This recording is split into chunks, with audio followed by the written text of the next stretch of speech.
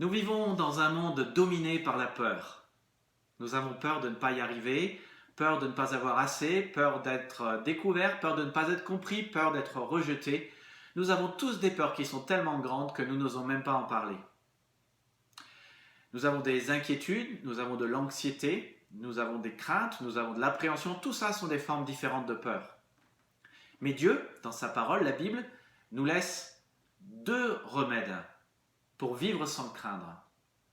Le premier se trouve dans l'Épître aux Hébreux, chapitre 2, verset 15, où nous lisons que Jésus a pu écraser le diable qui détient la puissance de la mort et délivrer ceux que la peur de la mort rendait esclaves durant leur vie entière.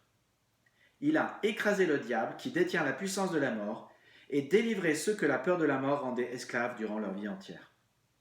Ce que ce texte dit, c'est que Jésus à la croix a anéanti et le diable et la mort, et qu'à cause de cela, nous pouvons être délivrés de la peur de la mort. Alors, si nous pouvons être délivrés de la peur de la mort, nous pouvons être délivrés de toutes les peurs.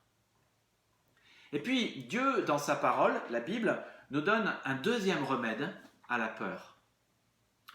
Une chose que nous apprenons lorsque nous lisons la Bible, c'est que la Bible, qui en apparence est un livre religieux, est un livre différent des autres livres religieux en ce qu'il parle de sans cesse l'amour de Dieu. Le mot amour est utilisé, le mot aimer est utilisé comme par exemple dans Jean 3,16, Dieu a tant aimé les humains qu'il a donné son Fils afin que personne ne périsse, mais que tous puissent avoir la vie éternelle. Et ce que nous apprenons, c'est qu'en fait, la Bible, c'est un livre où Dieu se révèle et un livre où Dieu nous parle. Et en fait, c'est une lettre qu'il nous écrit, mais c'est une lettre d'amour pour vous. Et ce que la Bible continue de nous dire, c'est que, en fait, quand nous acceptons l'amour du Dieu de la Bible et que nous acceptons qu'il soit notre Dieu et notre Sauveur et notre Seigneur, quand nous acceptons son amour chasse la crainte. Son amour chasse la crainte. Et comme cette Bible, ce livre est une lettre d'amour qu'il nous a écrite, nous voulons vous inviter à la comprendre, à la lire et à en prendre connaissance.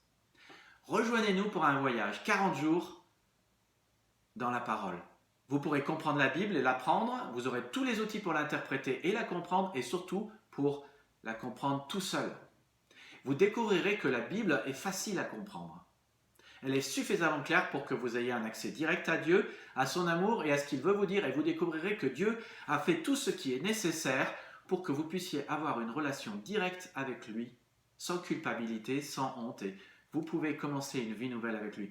Nous l'apprendrons ensemble, nous l'étudierons et nous la mettrons en pratique.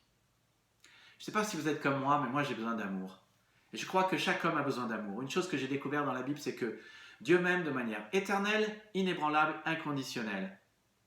Et je ne trouverai jamais quelqu'un qui m'aime davantage que ce Dieu-là. Alors vous pouvez laisser les craintes, les peurs, les inquiétudes remplir votre cœur, vous dominer, vous diriger, ou vous pouvez vivre sans craindre, et vous pouvez laisser l'amour de Dieu chasser vos craintes.